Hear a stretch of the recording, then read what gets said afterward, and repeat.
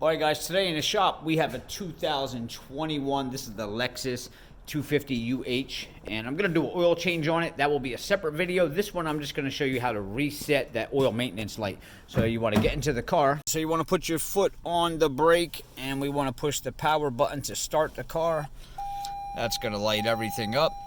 And what we wanna do, you see this little arrow thing here? We wanna bring up our things there. Okay, it says oil maintenance required. So you have these little arrow keys here. We want to push to the right, and what that's going to do, you're going to see these options up here. It's going to move over to the right. So we want to push this to the right, and we're going to go to vehicle settings. Then you want to push the OK button on vehicle settings, and now you want to push the down arrow to go down, and you want to look for vehicle settings.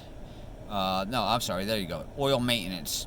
Then you want to hit the OK button, and it's going to ask you, do you want to reset the data? So obviously you press up, it will go up, and then hit OK, and it will reset the data.